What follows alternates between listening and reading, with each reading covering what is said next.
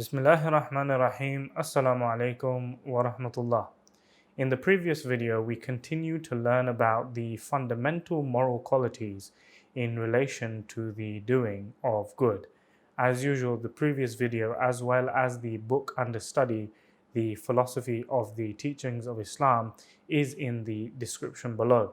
In this video, we will learn about the moral qualities of steadfastness and sympathy for mankind. So let's get started.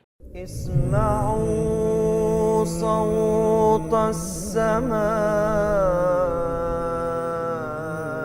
جاء المسيح جاء المسيح. Another natural condition of man is that during illness and affliction, he cries and groans, and after venting his emotions, he eventually beats a retreat and displays a semblance of patience, similar to when a person over time lets go of his grievances, not because it is morally right to do so or not to do so, but because time eventually heals one's wounds, even if the perpetrator is not brought to justice. This, of course, is not a moral quality but a natural condition. The relevant moral quality in this regard is that when one suffers a loss, one considers it as rendering back to God what He had granted him in the first place, and utters no complaint but is reconciled to God's will and His pleasure.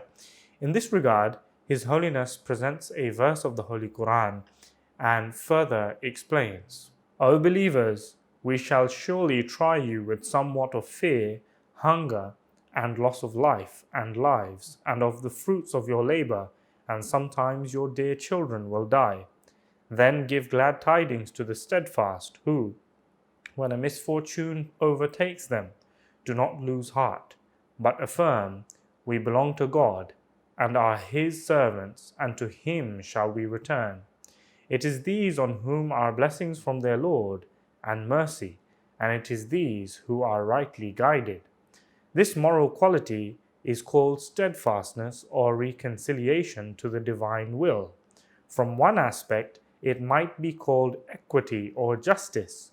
Throughout a person's life, God Almighty manifests thousands of matters in accord with the wishes of a person and bestows numberless bounties upon him, so that it would be inequitable on his part that on such occasions when God calls upon him to submit to his will, he should turn away, not pleased with the will of God, and should be critical or lose faith or go astray. Another natural quality of man is that he shows sympathy to his own kind and people, so much so that sometimes this sympathy manifests itself negatively, and an individual acts wrongfully with people outside his family, race, or social circles in an attempt to falsely protect one's own. Similarly, one overlooks the inappropriate behavior of those belonging to one's social circle. Fundamentally, this is a noble quality and can be deemed a high moral quality when it is exercised in the proper place and occasion justly and equitably. Explaining this further, His Holiness presents a few verses of the Holy Quran and states, Help one another in righteousness and piety, but help not one another in sin and transgression, and slacken not in seeking these people, and be not thou a disputer for the faithless, and plead not on behalf of those who are dishonest to themselves.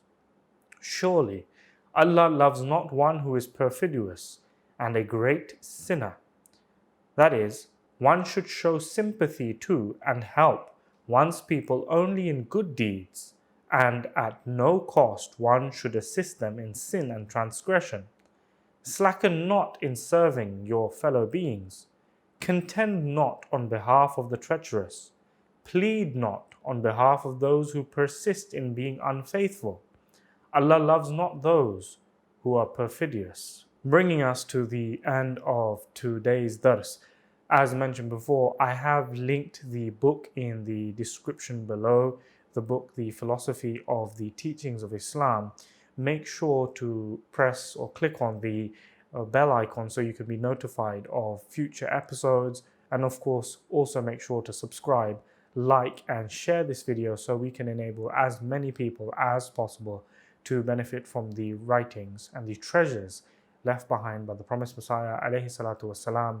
Until next time, Assalamu alaikum wa rahmatullah.